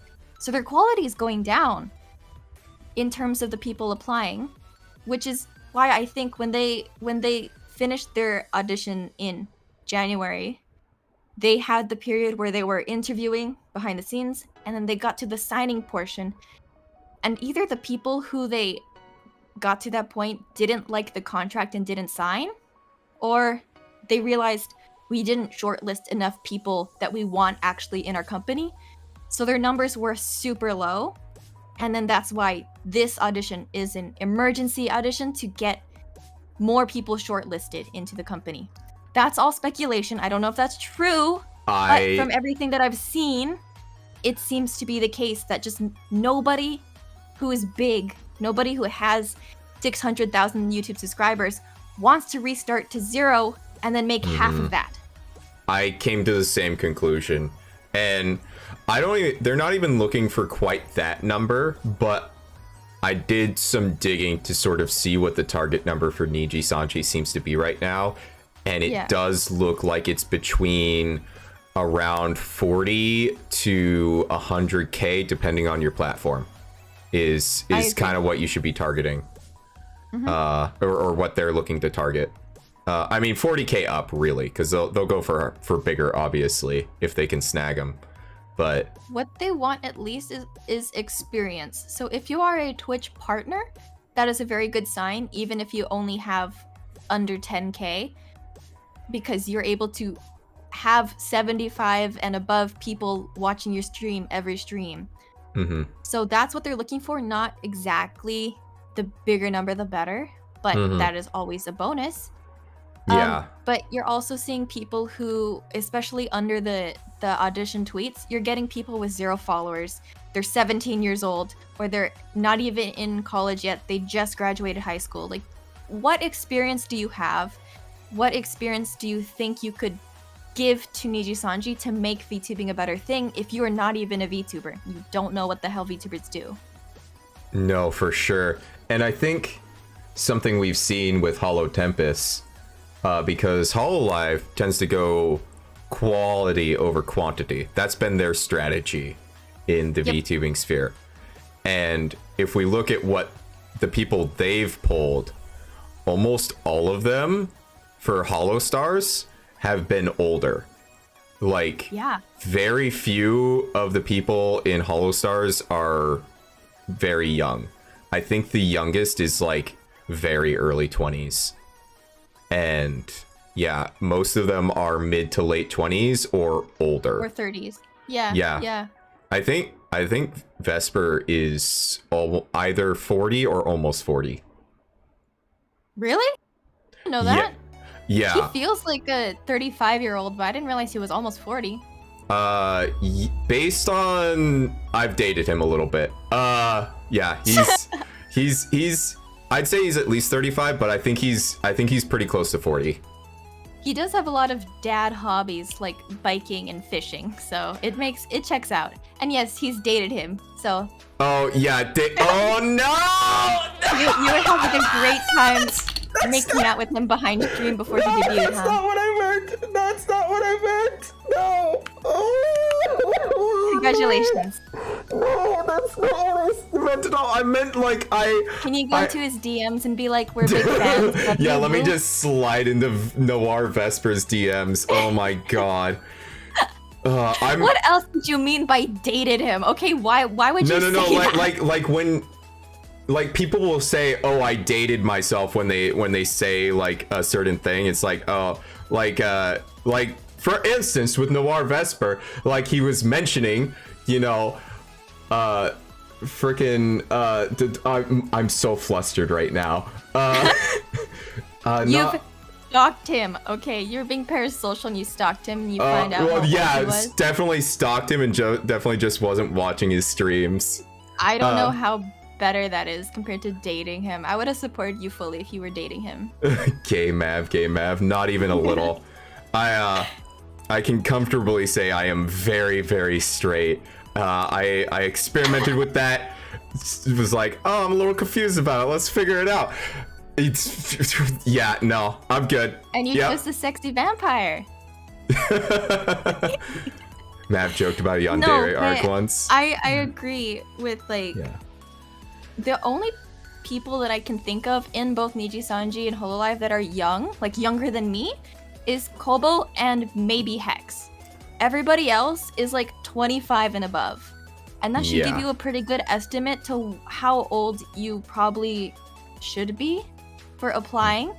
And it's basically due to experience. Do you have job experience? Do you know how to work with customers? Do you know how to work as a corporate entity? Do you know how to say yes and only abide by the rules and your boss? Like, they need you to have that experience. And as we know from Pomu, she worked full-time at a cubicle job. Like, she is the epitome of someone who knows how to say, yes, boss, I'll get right onto this, boss. I'll get that email out for you by today, boss. Like, that's the type of person, as well as being, like, just a funny entertainer, that they're looking for behind the scenes. But I think we also kind of skewed away from the original question. The content in general is, now, they don't want gamers. Now, they don't want Zatsudan streamers. They want something new that the VTube sphere does not do yet. And that could pull from any other entertainment source. It could be skits, like live skits. It could be like Hollywood production singing and stuff. It could be like drama channel type thing. Well, maybe not drama channel, but it could be like a Mr. Beast type thing. Just anything that the VTube sphere and niche has not done yet, Niji Sanji wants. So if you're a gamer, if you're a gamer like us, you probably have a less chance doing that now than as you would have 2 years ago. Yeah, no, I have zero chance of ever getting into Niji Sanji at this rate. Uh, Well, I've already been blacklisted. oh yeah. No, oh yeah, after sharing your auditions, you're definitely blacklisted. I'm definitely blacklisted. They Yeah. haven't blacklisted my email yet, but I can expect that for next time for sure. Oh boy. Yeah. Yeah.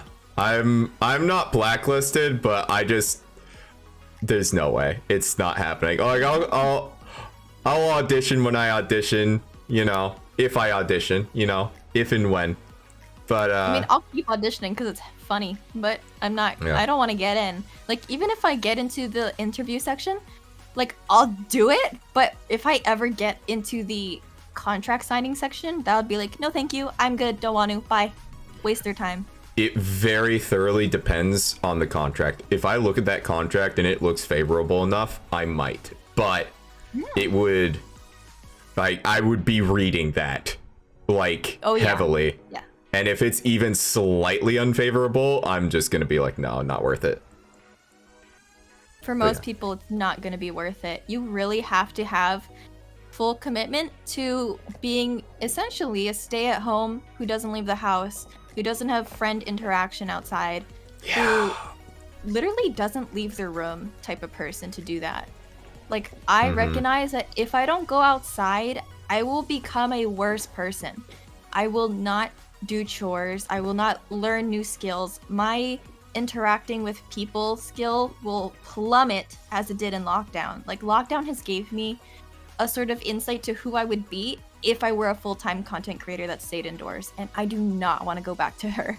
I don't want to go back to her. I stopped functioning as a human being for a little while.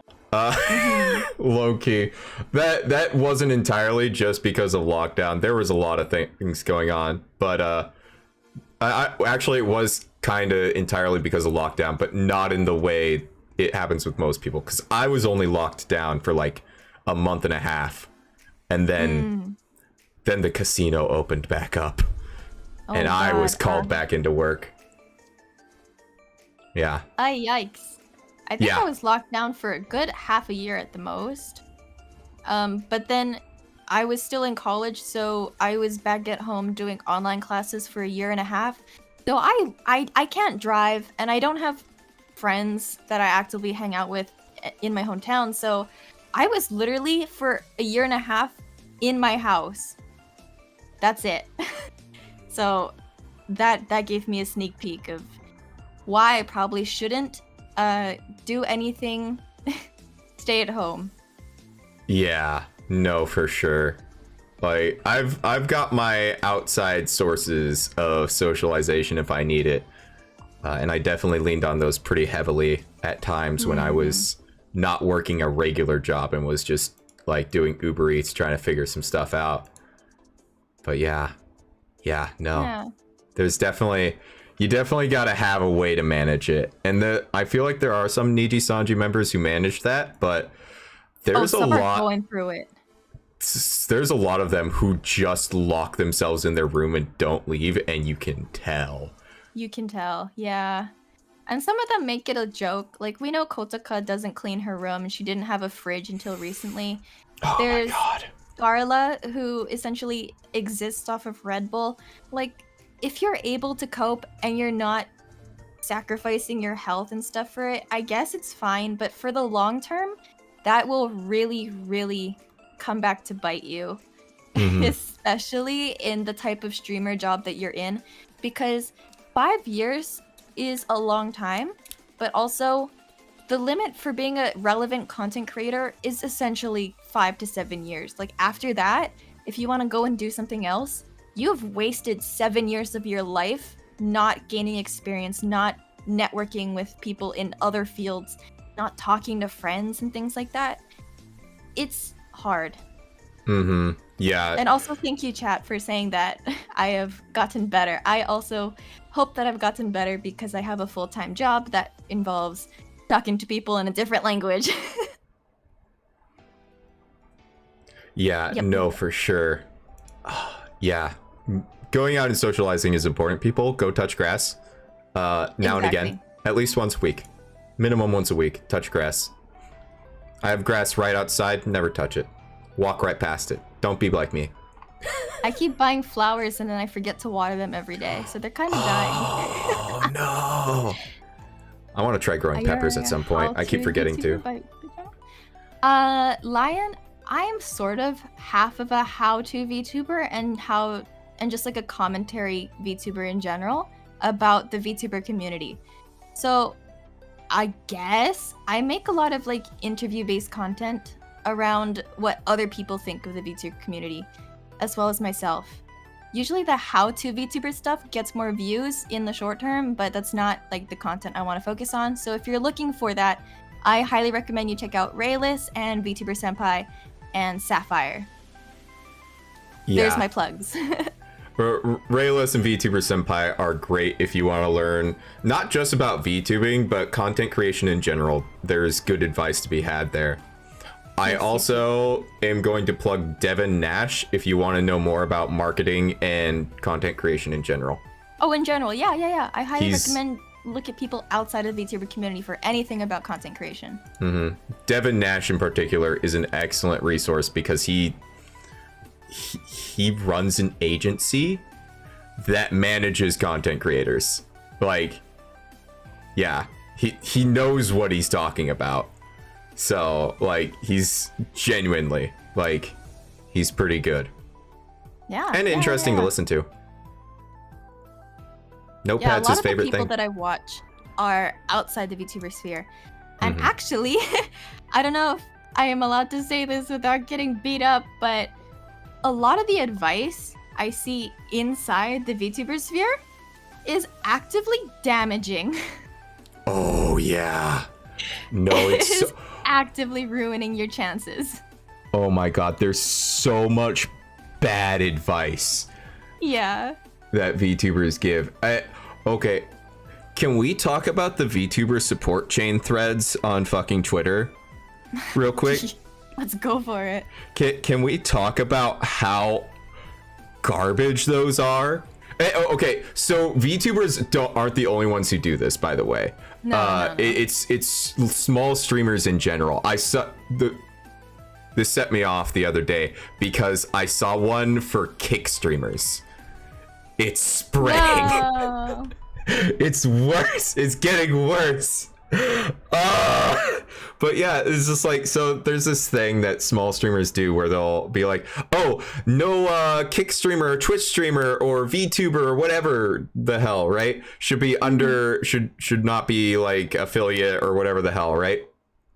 And or have less than X amount of followers, and they'll be like comment, like, retweet, you know, and stuff like that. And it's just like nobody, it's useless.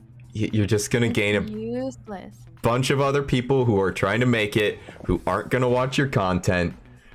It's actually a waste of your time. It's 100% a waste. Yeah, the moment you see one of those, you should just mute the person who did it. I straight up block them. I have blocked so many people who post that.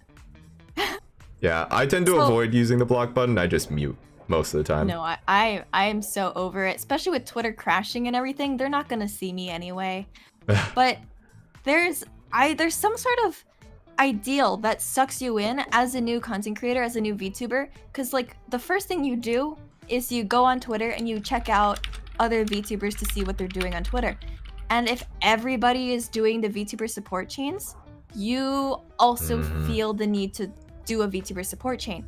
Like when I first started, I made one and it got 0 traction, so I don't really call it. I don't care. That was like, I deleted that immediately after. Anyway, but you're getting a bunch of people who have 0 viewers or maybe 1 to 5 viewers, and they're posting their PNGs and they're spamming and they're like, hey, I want to interact with you because you have 100 more viewers than I do. I want to rub off some of your viewers. But what you're doing is you're getting people that are VTubers watching you, and they'll be like, oh, well, I can just do the same thing. And then they expect that you who followed them from the VTuber support chain will then go and watch them. But you're not making a community of people who aren't VTubers. You're just making friends with other VTubers who will politely go and say, hi, how's it going? You're so cool. And then they'll leave their stream. Yep. Or they'll not even go see your stream. No, I haven't started one of them, but I have participated in one or two. I think two. I've participated in a few, but I've never done to the point where I have mass followed everybody in that chain. But I know a lot of people do. But you're doing nothing. You're doing nothing. Not even to them. You're just making their follower count on Twitter go up. But as a VTuber, your main platforms aren't Twitter. Yeah. Twitter is like a notification center. That's what that is. And honestly, I'm so bad at even using it for that because I'm very aware that just not enough people follow me on Twitter. If anything, I mostly just use it to vent random shit. Like, oh no, I broke my entire computer operating system again because I'm being an idiot and trying to do things that it's not meant to do. Yay! Yeah, I mean, a lot of people use it as just like a daily vlog type of thing, and that's fine. You don't always have to just only post when you're going live or when you post content. But a lot of people also make it like a whole grind set thing where you have to reply to 30 people every single day to get your name out there, or you have to post memes every single day to get people to like and follow you in the algorithm. Like, you don't need to do that on Twitter. Yeah. And also, I agree with Pudis, the only reason that your computer's fucking up because you use Linux. Not necessarily, but for some of the things I'm trying to do, yes. But I refuse to go back. I can't go back. I can't be saved. I'm beyond redemption. Nah, it's all good. I'm used to it. I regularly get shit for being a Linux user, and it's like, well, yep. I'm aware. I'm aware that I am a lesser individual for this. I am beyond redemption. Yep. Yep. It's okay. Literally subhuman. Okay. Yeah. But just in general, don't bother with Twitter if you're going to start content creation, because the main focus should be your content and creating it. And Twitter, I never would consider as a tool for content creation. Like, you're not creating content on Twitter. Yeah. That's just how it is. At best, Twitter is a funnel to your other platforms. At best. At best. And honestly, it's not even that good. Down. Yeah, especially Twitter has just been getting worse and worse. I was like hoping that something might go to the Elon acquisition. Oh like, no, something good might happen. The start. Yeah, I mean, I had a feeling that it wasn't gonna go well, but I was also like, maybe. You know, we'll see how it pans out. I'm just not gonna like. I just didn't care either way because I don't know. I was just not that invested. So, yeah. Speaking of grind set, by the way, and I didn't know that people did that where they were like, you gotta reply to like 30 people or whatever until you've talked about it before. Yeah. What the hell? Like, what the hell exactly? Like, I know, like, I didn't do it this week, but I'm trying to post like a video or short, like some sort of video every single day, and then like stream a certain amount of times a week. But like, if I can't manage it, I can't manage it, right? Like, so I don't try and like, I'm not trying to like grind it out. It's just like, this is what I can manage to do. So with the time I have. So like hearing that it's like, oh, you gotta post like 2 tech talks a day, you gotta like reply to 30 people, this and that. It's like, what? Are you all okay? First of all, posting 2 TikToks a day is suboptimal. Honestly, posting 1 a day is suboptimal. You should be posting 1 at most every other day. Don't use most. TikTok. yeah, or don't use TikTok. But well, if you're making short form vertical videos, you should be posting them on Instagram, TikTok, Facebook, and YouTube. But I only post them on TikTok and YouTube because Instagram doesn't let you schedule posts. Uh, I didn't know that. yeah, it doesn't. Yeah. Yeah. I can't keep up. I'm not. I posted Can we what talk about grind set? Yeah, grind set. Fucking grind set. That is a term that was coined outside of the VTuber sphere for just being a YouTuber. So like pre-recorded content. And you'll see a lot of people who did the grind set every day, which would be people like Logan Paul doing his daily vlog for over a year. It would be like CoffeeZilla had a period of time where he would make videos every single day. And they're just lower quality. And while it gets you a lot of views and a lot of people following you because they like having new videos from this person every single day, like that's why I'm really drawn to people like Moist Critical, Charlie. He posts 2 videos every single day. And there's also people who are terminally live streaming, terminally online, like Hassan. Like he's always reachable. And that's what people like. So when it hits the VTuber sphere, where you are expected to not only be a live streamer, but also a pre-recorded and edited content creator, there's so many different people who have told new creators to do this, do this, do this, spend literally 100 hours a week making your content for YouTube, for streaming, for TikTok. And it's like, if you're a new content creator, what are you doing? Why would you do that?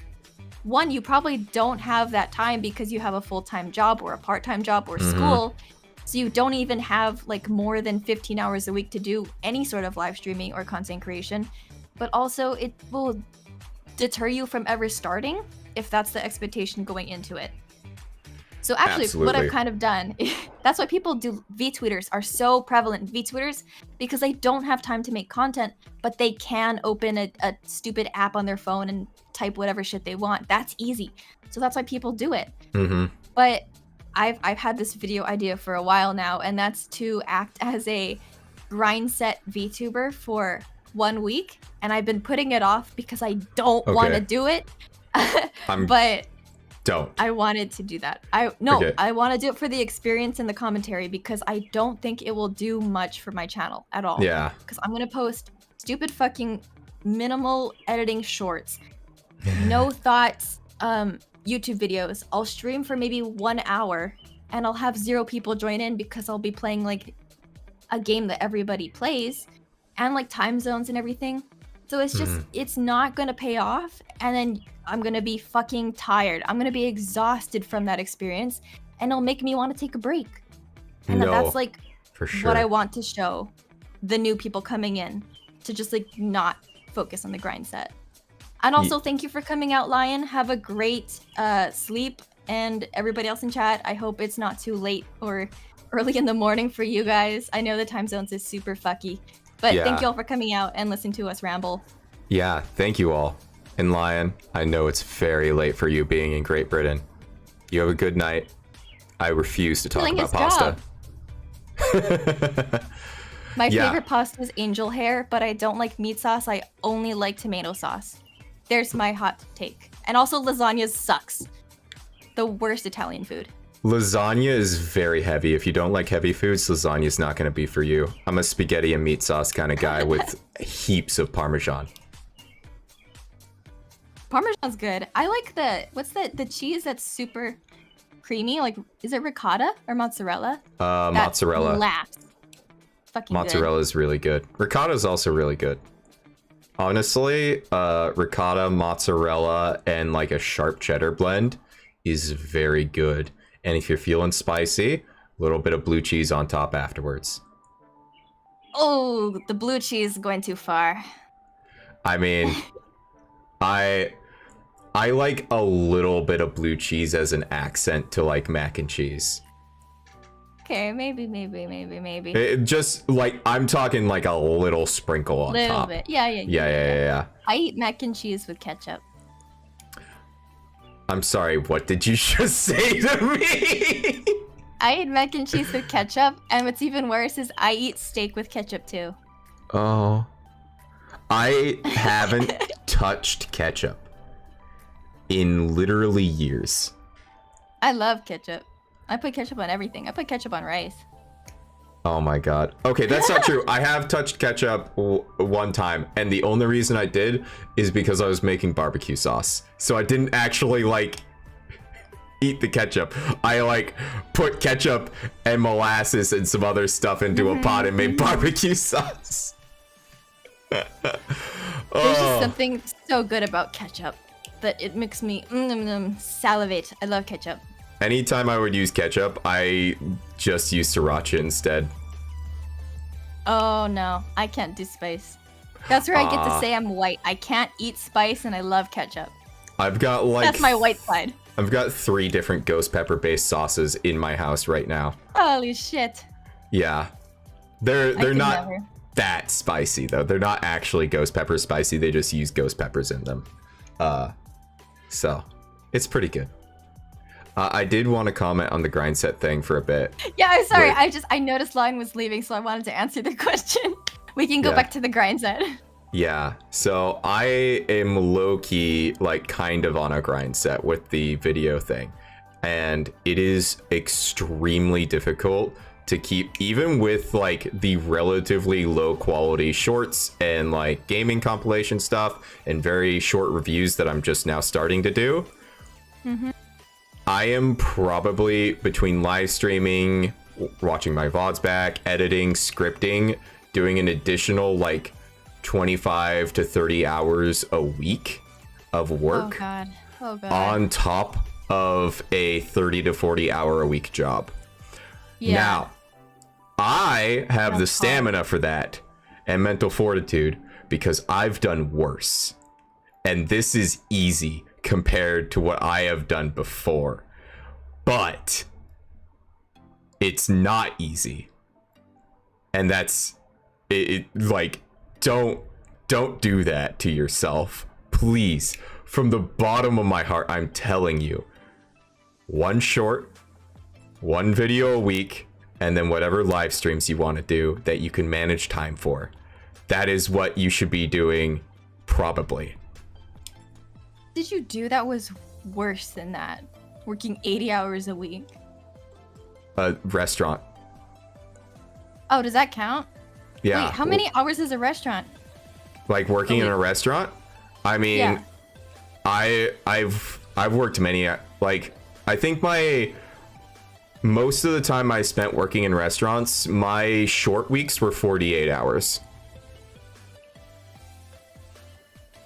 Ew. And you're standing, right? That's all standing work? Yes. Nope. Standing, cutting, chopping, over a wok, grill, what have you. Like, and let me tell you, wok cooking is horrible, especially if you're tall like me. I'm over 6 foot, and you're crouched over that fucking wok.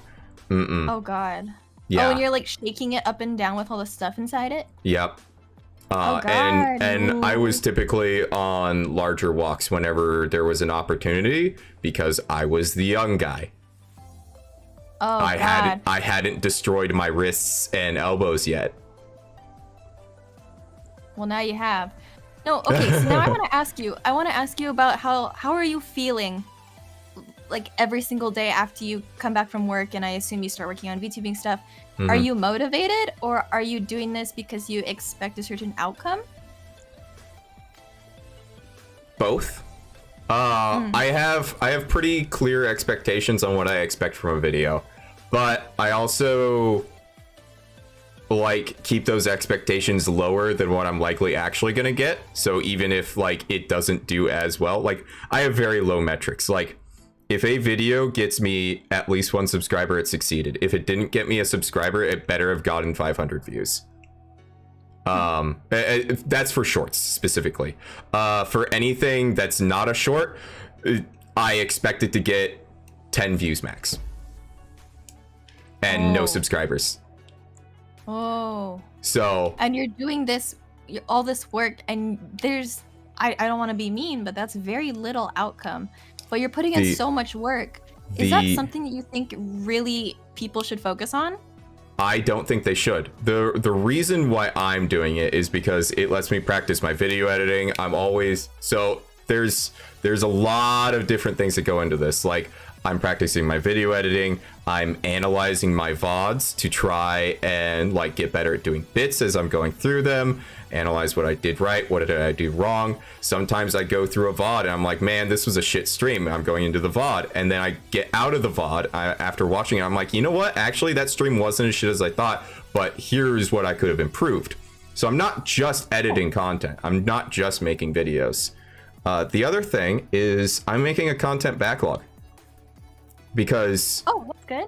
If one video pops off, like one live stream, whatever, I need to have a backlog of just fucking popcorn that people can just munch on. So I agree. But so that's my thought process. And that said, I have been thinking about it, and there is a very good chance that come May, after I take a week off for a work trip, I'm going to completely pivot towards a different video launching schedule that will be much fewer videos. Probably only like 2 or 3 a week. 2 or 3 a week is still a lot. Oh my god. Yeah. But compared to now, I see. Yeah, so for me, that's not very much, and that would be like one longer form video, 5 to 10 minutes in length, and maybe 5 to 20. I'm not gonna limit myself like that, and then like 2 shorts. That sounds like what you should be hitting at the very least, if you're able to, as a new person anyway. Like what you're doing right now is very rare that I've ever seen someone start grinding this hard. It's insane. I don't know if you're new, but you've been doing this for a while, but that's so much effort. That's so much work. Yeah. So I think pivoting would be honestly the best thing you could do. And what everybody who is potentially listening to this, I agree, you should be maybe 2 shorts a week, maybe 1 long video. If you can put in 2 or 3, that's even better. But I really like that you're taking this time to get better at making clips, making your editing better, being more entertaining on stream. Like, that's something that is so hard to do. To like train yourself to do. Yeah. And if you like throw all the way back to our male VTubers having a harder time thing, that's not a gendered thing again, but it's just one of the reasons that a lot of male VTubers find issue with, is they're not doing the things that you're doing right now that will potentially make you much better as a content creator and get more subscribers. Yeah, and let's be real here. A lot of what I'm doing, it could just not matter, and I could just flop anyways. Like, that is also very real truth. It's so luck based. Yeah, there is an element of luck, but consistency matters. That's the other thing. If you're gonna live stream, try and be consistent with your times. It doesn't have to be every single Thursday, but if it's every single time you stream at like 7 o'clock, people will know to check in at 7 o'clock. You should be streaming at the same time every day as much as possible. I have 2 streaming times. Saturdays, 10 a.m. In the evenings on weekdays, it's at 6 p.m. And I guess Saturday at 6 p.m. now too, occasionally. The next time you have me on, I don't know. Yeah, maybe. Entirely possible. You have been an excellent guest. We're approaching 2 hours though, and that's about where I want to keep this sort of thing at, because I feel like it makes it a little more digestible, you know? Any longer and we start to enter into people are scared to click on it area, I feel like. Yeah. Oh, definitely. Even 2 hours is a lot, I think, for most people. So, that said, where can we find you, Lycoris? Me, you can check me out on YouTube at Lycoris Banashi. I'm actually linked right into the title of this video, so if you click that, you'll get taken over to my channel, and it's in the chat. I'm also on Twitter at the same name. Twitch is Lycoris Banashi VT, and that's pretty much all I do. I've kind of abandoned my TikTok. Reasonable. But I'm mainly a YouTuber, so you are more than welcome to just check me out on YouTube. And it would mean the world if you liked, subscribe, and also like this live stream and subscribe to Mav. He has been Aw, a wonderful shucks. host. Yeah, I've thoroughly enjoyed this, and I hope like this series of podcasts just like continues to get better and you have better guests on, because I am very not the best person to interview. This is my very first collab, honestly. So That's perfectly all right. This is only my second collab, so we're both new there we to go, this. scuff together. Yeah, united in scuff. No, I definitely have some more guests planned in the future. I need to actually talk to them. But Yes. I have people I have been looking at, trying to get a better idea for their content before I invite them on, because I have a process that might not be efficient, but it's mine and I own it. Stalking someone and dating someone? Oh my god. The stalking I will admit to. I absolutely do cyber stalk people before I invite them on. 100%. And Just after don't too. date people before that too. That I'll makes try it an not awkward to. string. I'll avoid doing that, you know. Don't need to have the go full parasocial. But with that said, the next guest is Nor Vesper. Give it up for Mav and his Oh my god. ex-boyfriend. Could you imagine if, oh my god. I would just be the guy who interviewed Vesper once. Or he interviews you. Because Or- doesn't he have an interview thing too? Yeah, he's been doing one with the Tempest Boys, indeed. Let's go. All right. Okay, we'll keep talking forever if we keep going. I am going to cut us off Alrighty, here. alrighty. It has been wonderful, everyone. Thanks for stopping by. Also, Legendary Husquin, I saw that you subscribed earlier and I didn't say a thing.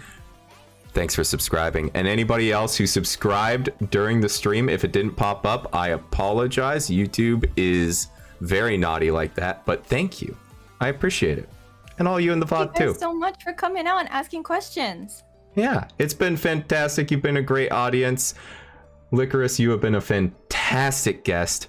But now we must go. Thank you. Alrighty. Wherever you are, morning, evening, afternoon, night, whatever time it may be for you, however you're doing, I hope your day is good or getting better. Have a good one. Bye. Big love. Bye-bye.